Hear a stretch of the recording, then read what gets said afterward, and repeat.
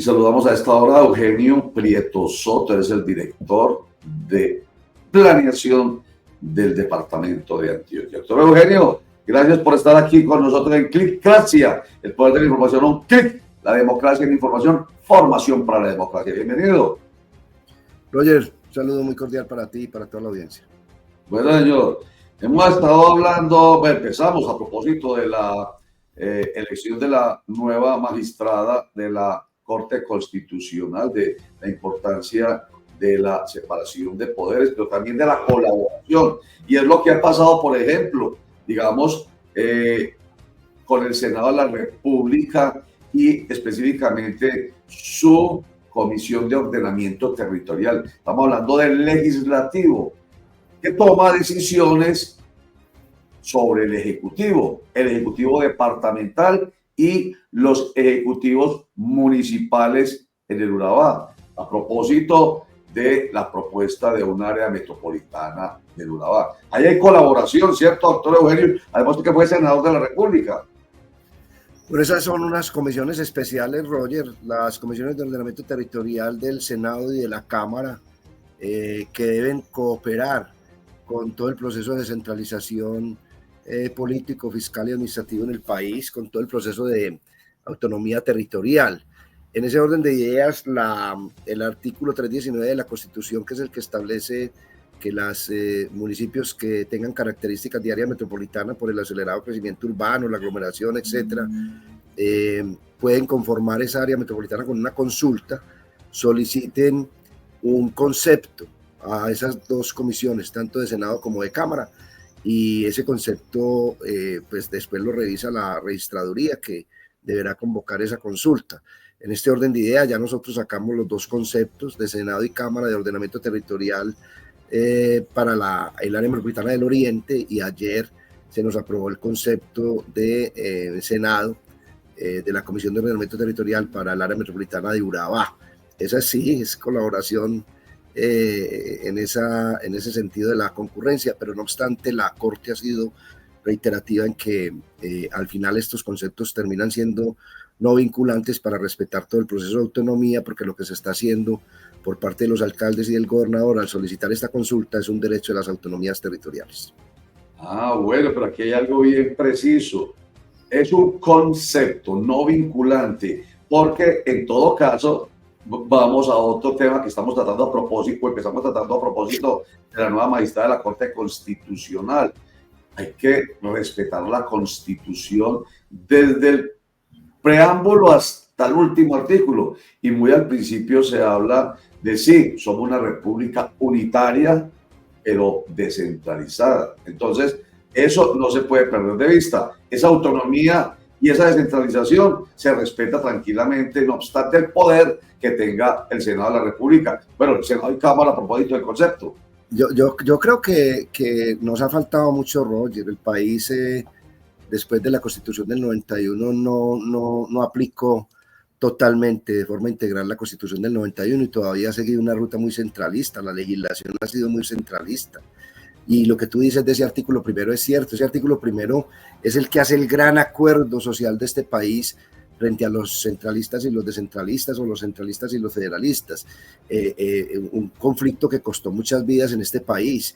Y ese artículo primero establece ese equilibrio entre ese Estado unitario, la descentralización y la autonomía territorial. La descentralización es la ruta, no el objetivo. El objetivo es la autonomía territorial. Entonces la Corte ha sido reiterativa en que el equilibrio entre ese Estado unitario, que todos construimos república, debe también fortalecer ese Estado unitario, y todos construimos autonomía territorial. Pero si tú miras lo que está sucediendo, por ejemplo, en materia fiscal, que se concentran los recursos en el gobierno central, que los departamentos y los municipios no reciben los recursos que les corresponden, que se nos entregan más competencias pero sin recursos.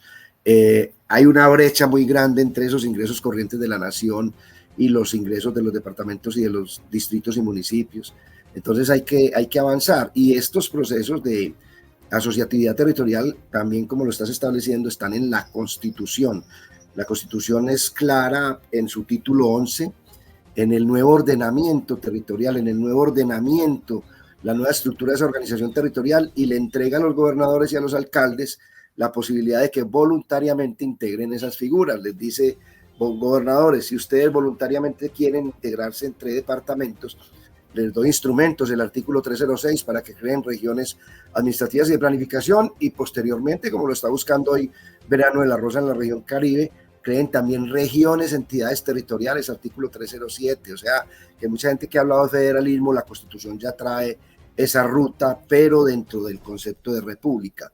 Y a los alcaldes les dice, alcaldes, si ustedes voluntariamente se quieren integrar, donde haya fenómenos de aglomeración urbana, características de área metropolitana, les doy el 319 para que creen esas áreas metropolitanas por consulta. Pero además les da una cosa muy poderosa, Roger, 4 regímenes especiales en ese artículo 319 que después desarrolla la ley 1625. Régimen especial administrativo, régimen especial fiscal, régimen especial para quienes se unen y se integran, formen parte de esos órganos de gobierno y de decisión, y el régimen especial para la forma como se realiza la consulta. Hay gente que se ha confundido en este tema de la consulta y piensa que la consulta es un mecanismo de participación como están establecidos los otros mecanismos. Aquí está arreglado cómo se hace esa consulta. Y les dice también a los que no forman parte de esas aglomeraciones, que tienen vecindad, en el artículo 321, alcaldes, si se quieren juntar, pueden crear provincias administrativas y de planificación, y esas provincias administrativas y de planificación, si las crean a la luz de la Constitución y de la ley, en un futuro por ley, cuando se desarrolle el Estatuto Básico de las Provincias, podrán ser también provincias, entidades territoriales. Ese es un cambio enorme que no hemos podido comprender y que nos hemos demorado 34 años para desarrollar esa constitución, y por eso Antioquia viene avanzando muy fuerte en este tema. Ya tenemos 10 provincias, Roger, y estamos trabajando sobre esas 2 áreas metropolitanas, y nos quedarían faltando solamente 4 provincias para conformar la red territorial de provincias, áreas metropolitanas y regiones administrativas y de planificación.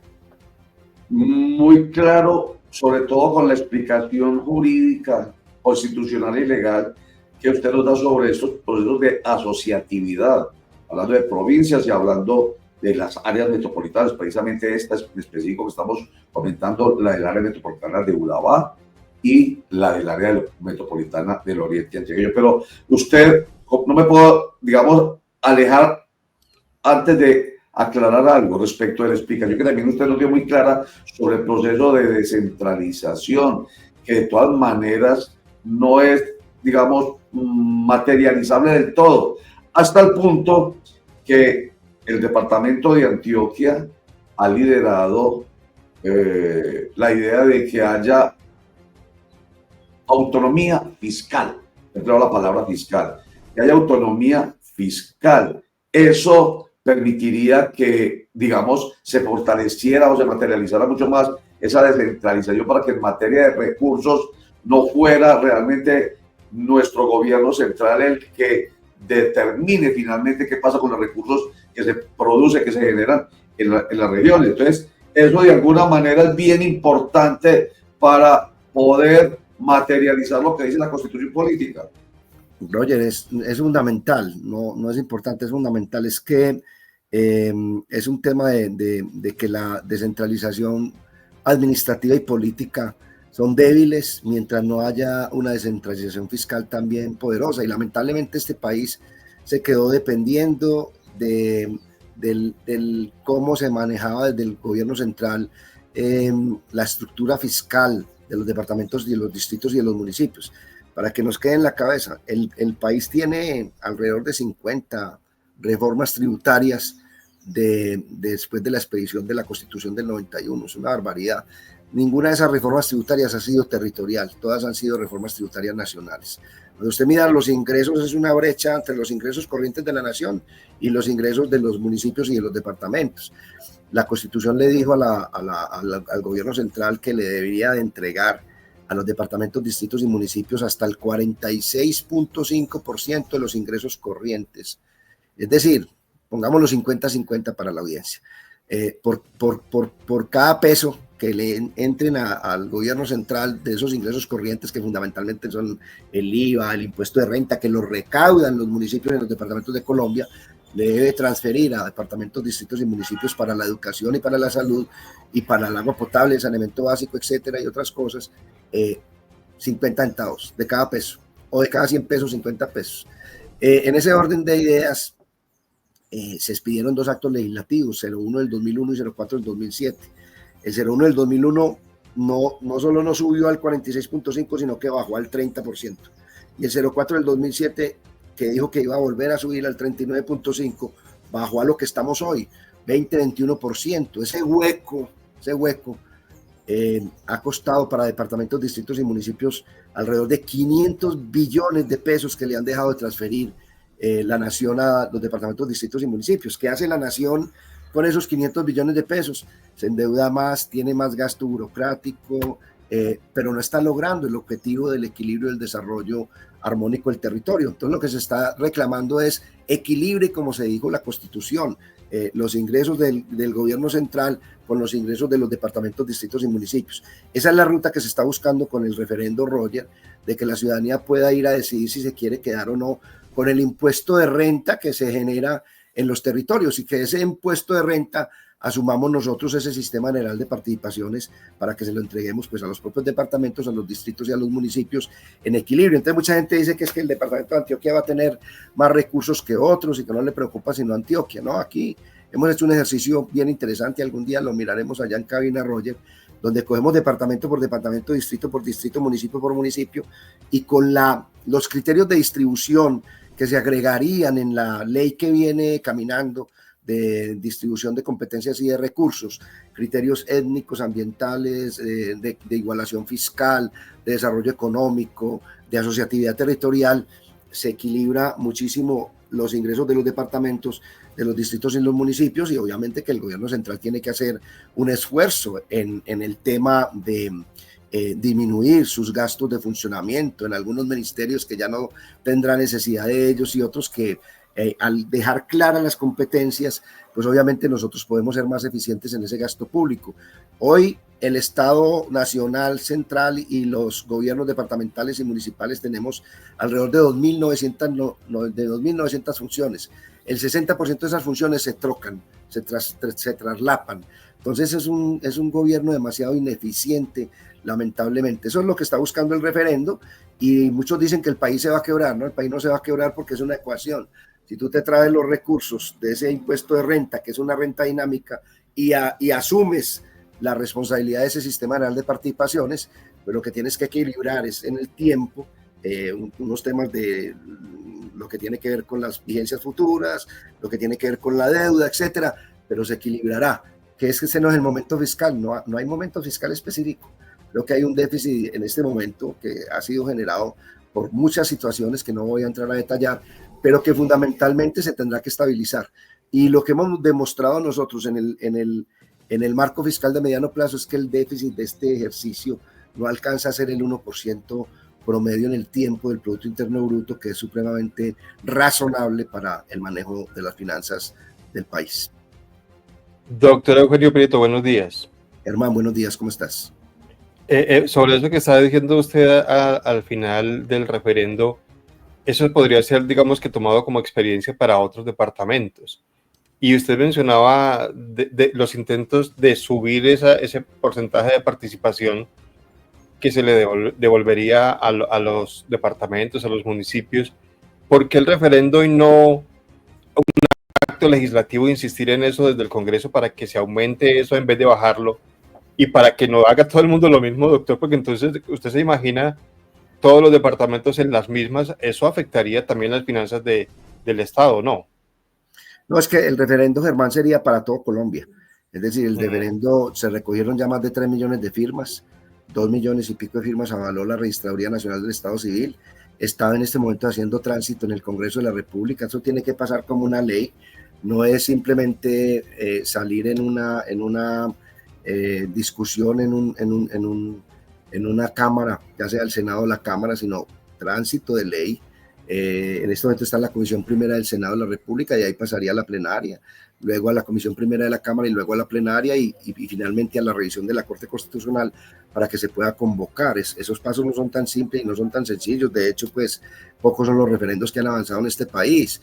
Pero lo que sí es importante, Germán, es que se establezcan bien cuáles son las rentas de los departamentos, distritos y municipios. Es que nosotros incluso acompañamos el tema del acto fiscal para el incremento de ese sistema de participaciones, porque al menos es una ruta autonomista, pero lo que no nos gusta es que eso sigue manejado por el gobierno central, y el gobierno central toma decisiones de forma permanente, modifica las normas desde el Congreso de la República, y es muy complejo. Si ese sistema de participaciones que se llama hoy, que antes era el situado fiscal y las transferencias del IVA, hubiese sido eficiente en este país, no tendríamos 1000 municipios categoría sexta y categoría quinta de 1103, 952 categoría sexta y 48 categoría quinta. En Antioquia, 96 municipios categoría sexta y 10 municipios categoría quinta. Entonces, el tema aquí va más allá, es como realmente equilibrar, cerrar esa brecha de los ingresos para que los recursos se queden en los territorios y que haya autonomía real, porque entre otras cosas también, Germán, de esos recursos que llegan por ese sistema nacional de participaciones, que como les digo está reducido al 20% de los 46.5 que deberían de entregar, ya vienen con una destinación específica. Entonces los departamentos, los distritos y los municipios somos unos pagadores del gobierno central. Entonces esta es una autonomía subordinada. No estamos hablando realmente de una autonomía, y fueron muchas las luchas que dio este país para que se aprobara esa constitución, que es el gran acuerdo nacional, y no la hemos podido desarrollar como se debe desarrollar, y por eso vamos a seguir insistiendo en esa ruta. Hay un comité promotor que está por todo el país, esto no es solamente Antioquia, con gente del Pacífico, con gente de los llanos, con gente del centro del país, del Atlántico, acompañando este proceso y moviendo la participación. Hemos estado hablando con la Federación Nacional de Departamentos, con los diferentes gobernadores de los departamentos. Ayer nomás teníamos reunión con algunos de ellos, y la gente quiere esa autonomía porque el país la requiere, la necesita para poder estabilizarse y tener más calidad de vida, al menos mayor posibilidad de que las decisiones se tomen en los territorios y se inviertan, y obviamente pues que eso también necesitará el acompañamiento de todo un ejercicio de control social. Pero estamos convencidos, y se demuestran diferentes investigaciones y estudios, que en la medida de que los recursos estén más cerca a la ciudadanía puede tener también un mayor control sobre esos recursos. Doctor Eugenio Prieto, buen día, cordial saludo. Yo creo que usted toca un tema bien interesante, y usted habla del sistema de participación, y esos recursos que llegan a las regiones tienen una destinación específica. Sabemos cuál es la destinación, pero yo creo que el debate que hasta ahora no se ha dado, yo no lo he escuchado, es cuál es el de la destinación que tendrían si se aprueba ese referendo y se modifica la Constitución en las regiones de ese impuesto de renta que usted tiene, del que usted habla. O sea, sería una libre destinación. Los departamentos podrían hacer con esos recursos lo que quisieran, no como sucede ahora, que tiene una destinación específica. Eso por un lado. Y por otro lado, usted habla de unos promotores. Dentro de los promotores está el señor Oviedo, el exconcejal de Bogotá, que hoy es por lo menos precandidato a la presidencia de la República, o ha manifestado su intención de llegar a la contienda electoral.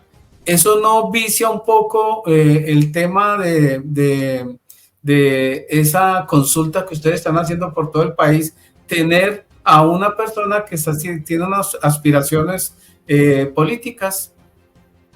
Bueno, lo primero es que dentro de la figura del referendo como tal, la misma pregunta trae unos criterios de distribución, además de los que establece la Constitución, que tiene que ver fundamentalmente con esos 3 principios que dan el relacionamiento entre el gobierno central y las entidades territoriales, lo que tiene que ver con la complementariedad, la subsidiariedad y la concurrencia, y trae otros principios de equidad territorial, etcétera.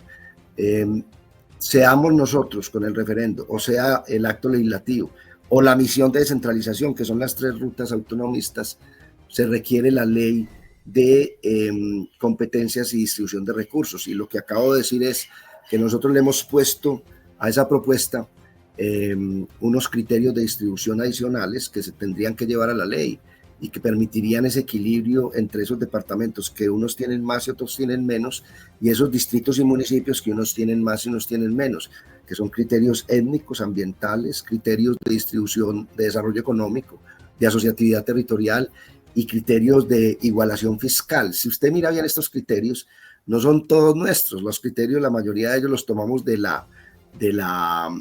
estudio que hizo la misión de descentralización. Esa misión de descentralización lamentablemente la tienen guardada y engavetada en el DNP. Fueron más de 2 años de discusiones con expertos de todo el país, con unas propuestas extraordinarias de reforma de la 1454, que es la ley orgánica de ordenamiento territorial, del sistema general de regalías, del sistema general de participaciones, de la categorización de departamentos, distritos y municipios, y no se está colocando sobre la mesa para el debate y para la discusión. A mí me parece que lo que está sucediendo, Javier, es que se dé ese debate de forma abierta, tranquila, sensata, con la academia, con los técnicos, con los expertos, con la ciudadanía en general. Es debate que necesita el país y que hay que darlo, y nosotros tenemos nuestra mirada, respetamos cualquier otra mirada, pero creemos que el país hoy más que nunca necesita ya sacudirse de ese yugo del centralismo absurdo, asfixiante, que atrofia el desarrollo de estos territorios, de departamentos, distritos y municipios. No nos dejan caminar, nos subyugan. Las leyes fiscales subnacionales asfixian el desarrollo territorial. Así que me parece que este debate debe continuar. Y lo del grupo de promotores, pues yo soy respetuoso en las personas que lo conforman, en Juan Daniel Oviedo, pues que además es una persona extraordinaria, con todas las capacidades del mundo, y me imagino que está en su proceso y en su tránsito de saber qué sigue. Nosotros, pues en el caso mío no tengo incidencia sobre ese comité promotor, y ellos serán los que tomen las decisiones debidas. Yo creo que él es un ciudadano que estaba haciendo un ejercicio desde el Consejo del Distrito Capital de Bogotá, y que tendrá pues que tomar la decisión ya cuando asuma su candidatura. Por ahora pues entiendo que la ha anunciado, pero que todavía no la ha asumido, y que frente al comité promotor también tomará la decisión. Pero aquí ha habido un tema, Javier, que no tiene que mezclársele cosas que nada tienen que ver. Ciudadanos que han venido trabajando con todo el respeto, con toda la capacidad técnica, y presentar un debate de estos que no es tan simple, que no es tan sencillo, ante el país, en todos los espacios políticos, sociales, económicos, académicos, gremiales, culturales, y que puede que muchos no lo hayan escuchado, pero el debate se está dando, y se está dando fundamentalmente en espacios técnicos y académicos. Doctor Prieto, usted menciona también algo bien importante, y es garantizarle a otros departamentos que de pronto no tengan muchos ingresos, que no se van a ver afectados por esto, porque Antioquia siempre se ha quejado de que produce mucho, es decir, que envía mucho dinero al gobierno central y no recibe en equivalencia lo que envía. Pero también sabemos que hay departamentos que son departamentos pobres, eso no lo podemos negar, y se garantizaría en este proceso que hay una equidad allí, que no se resultarían afectados algunos departamentos al hacer ese tipo de balance entre lo que envían y lo que reciben. Germán, lo que estamos proponiendo nosotros es un tema que equilibra demasiado. Incluso quien mira la renta de los departamentos como Antioquia o del Distrito Capital de Bogotá, cuando mira el ejercicio se va a dar cuenta que el incremento de nosotros, pues sí, es valioso, es representativo, es importante, pero que son mayores los incrementos de departamentos, por ejemplo, como el Chocó, o los departamentos que están hacia el sur del país, que llegan a triplicar sus ingresos.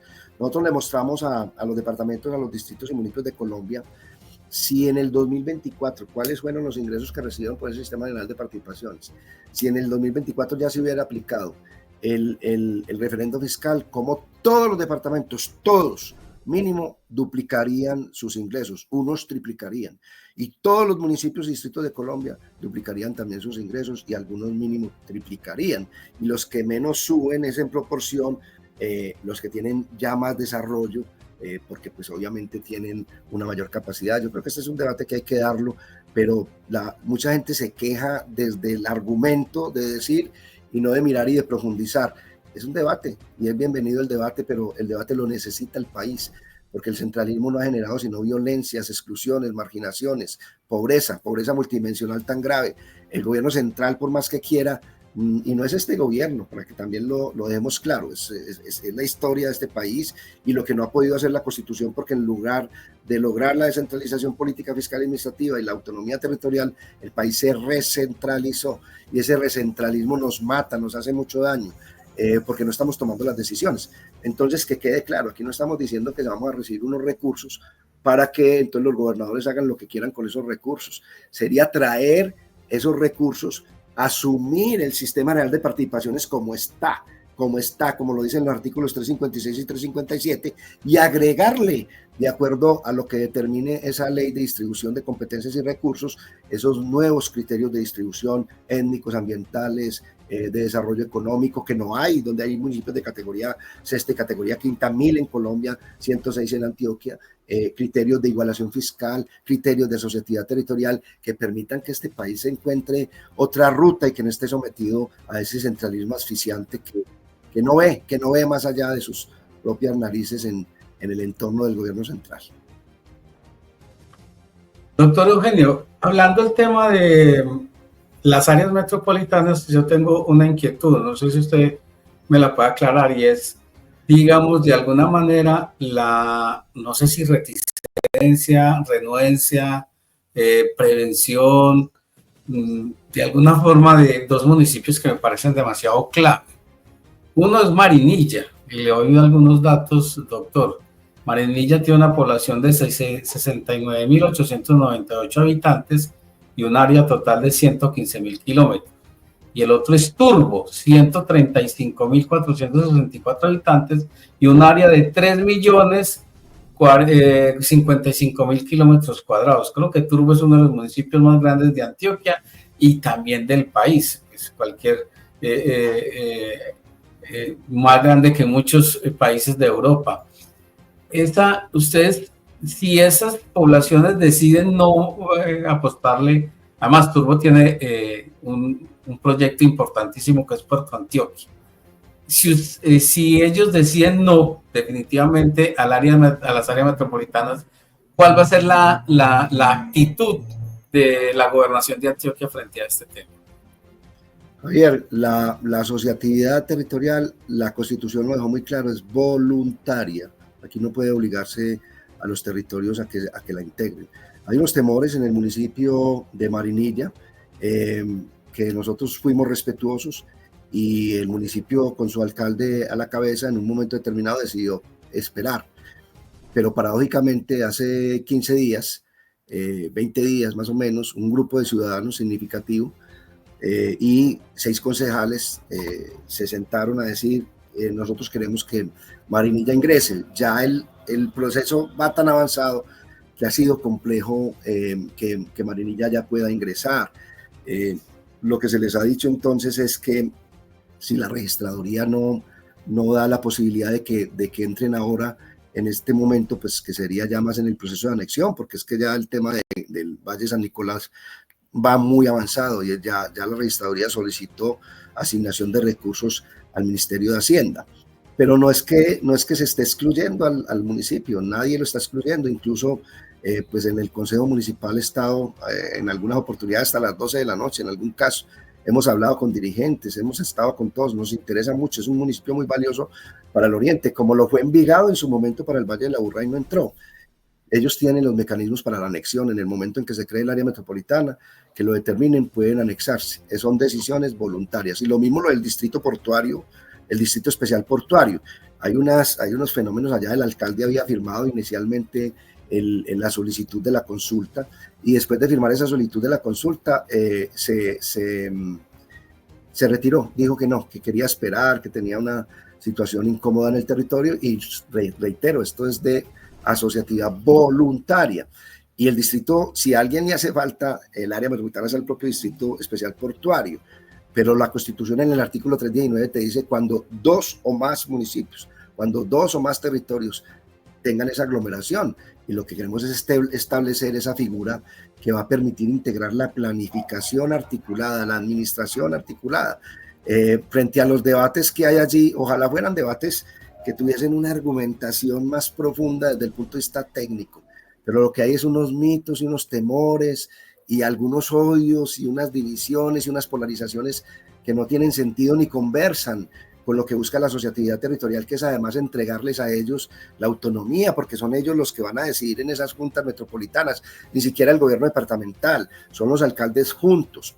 Y yo les mostré a ellos un artículo, el artículo 7º de la 1625, que dice claramente en uno de sus literales que cuando en un área metropolitana que se cree o que ya está creada, hay un distrito especial portuario, en el Plan Integral de Desarrollo Metropolitano se deben tener presentes siempre las normas que expida el gobierno nacional en materia de ese distrito especial portuario. Entonces, a quien más complementaría este proceso es al distrito especial de portuario de Turbo. Pero reitero, somos respetuosos, seguimos avanzando y esperamos que muy pronto, cuando se integre el área metropolitana, el distrito también pueda hacer el proceso de anexión. Doctor Eugenio, para que recordemos que usted fue director del área metropolitana del Valle de Aburrá, digamos que tiene experiencia en este tema de las áreas metropolitanas, pero yo quiero hablar un poquito sobre la convocatoria de la consulta popular. Usted decía que el concepto del Congreso no era vinculante en este caso. Dos preguntas en una. ¿Para qué pedir un concepto que no es vinculante? Solo por curiosidad lo pregunto, me disculpa. Y segundo, ¿cuál es la diferencia entre este tipo de consultas y, por ejemplo, la que promueve el gobierno nacional, en donde el concepto del Senado sí es necesario para que se adelante la convocatoria? Es las formas de reglamentarse, Germán. Esta consulta no es una consulta nacional, esta es una consulta sobre esos municipios donde se está desarrollando el acuerdo y que tiene que definir la ciudadanía. Recuerda que uno de los debates que se dio es que el umbral para la votación es muy bajo, que porque hoy es del 5%, y lo que entonces busca la norma y la ley es que los ciudadanos, cuando no ven un candidato a una alcaldía o una gobernación, no se animan mucho a salir a votar. Entonces, lo que le está diciendo la norma a los ciudadanos: venga, este es un tema importante de planeación y administración conjunta del territorio, participe. Pero si usted no participa, los que participen hasta el 5% tienen esa capacidad de decisión.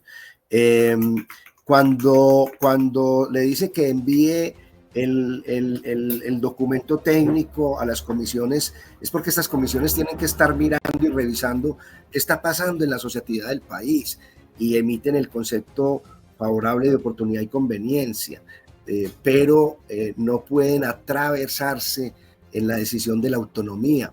Recuerde entonces cuando se desarrolla la ley 1625, que dice quiénes tienen la facultad de solicitar esa consulta, y por eso es que esta consulta es diferente a los otros mecanismos de participación, está arreglada específicamente para este tema.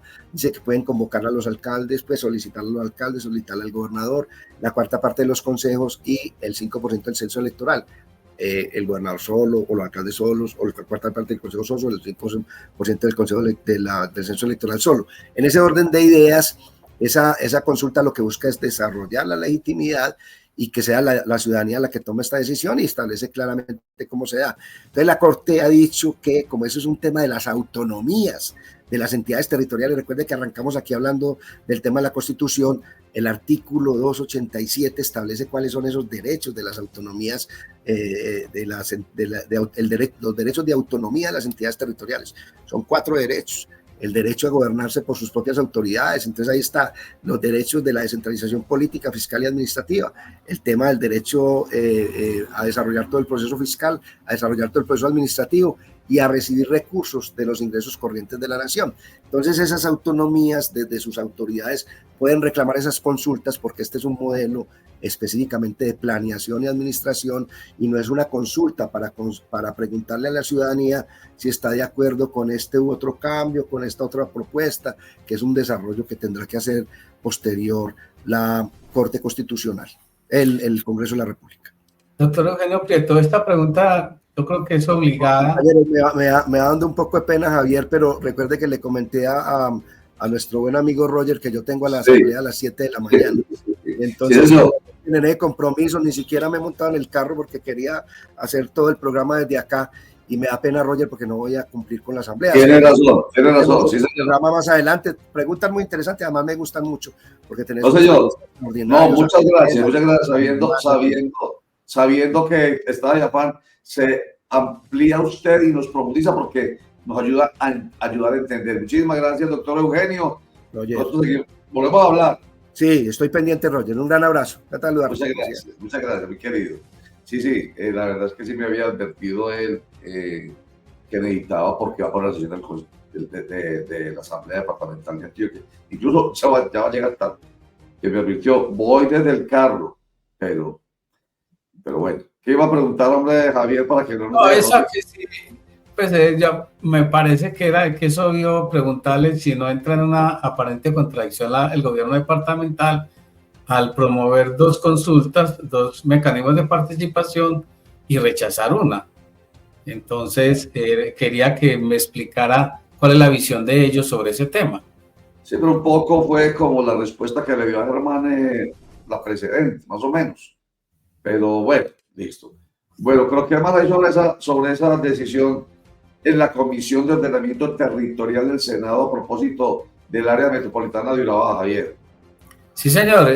Se pronunció uno de los, creo que hace parte de esa comisión, un congresista antioqueño. Estamos hablando del senador Nicolás Albeiro Echeverri Albarán, quien dijo que es necesaria esta consulta y que es necesario ese sistema de asociatividad porque va a traer muchos beneficios para los habitantes del Urabá antioqueño. El que Urabá necesita un modelo asociativo eficiente que dé respuesta a la movilidad, al medio ambiente, a los servicios públicos, a la salud, a la educación y a la seguridad. En eso hay una plena coincidencia. Hay confianza en la gobernación, confianza en la dirección de planeación. Hay dudas y hay miedos y temores normales de los municipios en relación a creer que se va a dividir o se va a fragmentar. Por eso hay que hacer un manejo inteligente, un manejo incluyente, participativo, responsable, muy claro del modelo asociativo que se requiere. Lo que hizo la comisión fue aprobar que se consulte a la gente. Finalmente es la democracia la que nos va a dar el resultado si quiere un área metropolitana en el Urabá, que yo creo que sí. Bueno, esperemos a ver, ya le tocará definir a la Registraduría Nacional del Estado Civil fecha y logística para que se dé esta consulta en el Urabá antioqueño. Sí, señor. 5% de la población debe participar. 5% y de ahí para arriba, pues obviamente mayor número de ciudadanos que deban participar. Aquí es donde caemos al comentario que hicimos al principio.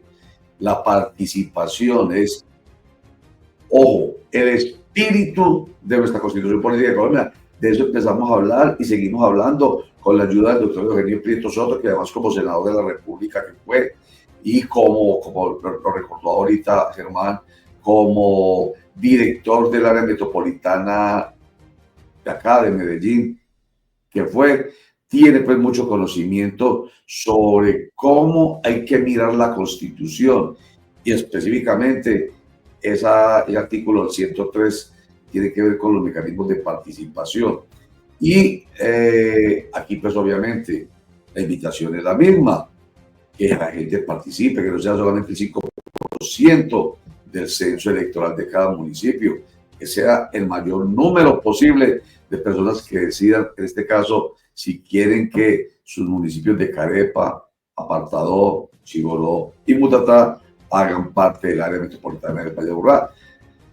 A no ser que además se sumen finalmente los habitantes del municipio de Turbo, que se tomen la decisión y participen. Igual que en el área metropolitana del Oriente, todos los 9 municipios se quieren participar y de pronto hasta el municipio de Marinilla.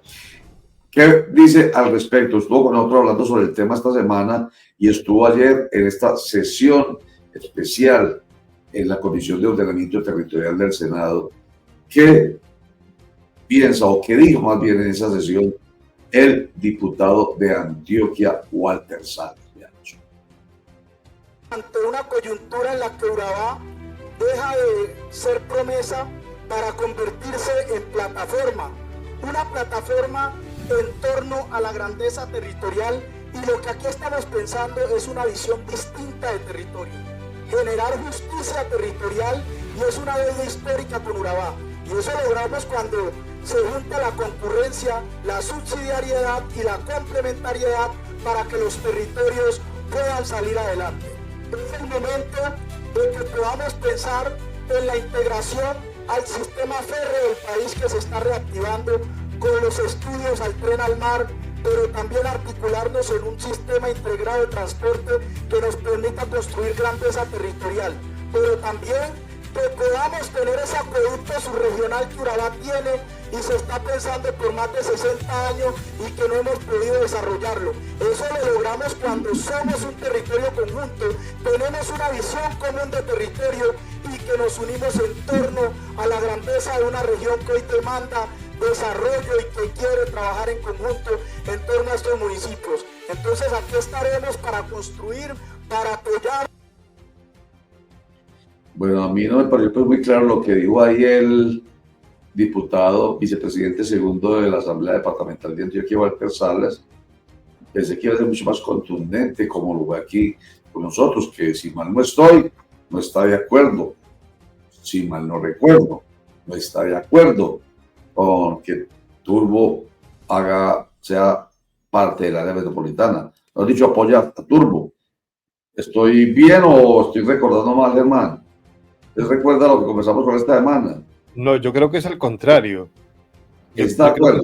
Sí, claro, respetaban ellos a la decisión de Turbo, pero recordemos que esa decisión del alcalde es como condicional. Más adelante miren a ver, pero yo también estoy aquí haciendo memoria, pero creo que al contrario él estaba de acuerdo en que se integrara también Turbo, porque recuerde que se le preguntaba por lo de los proyectos como el Puerto Antioquia, y él decía es que eso no es público, eso es privado, entonces nada que ver con eso.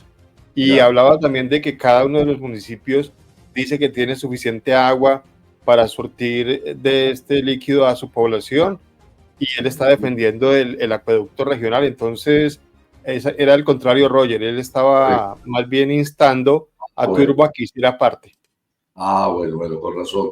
Sentía yo como una especie de contradicción de que está hablando. Pero entonces ya, si usted me lo recuerda de esa manera, entonces estuvo bien la participación, bueno, coherente. No es para calificarla yo de si bien o mal, no, coherente. Entonces queda definido.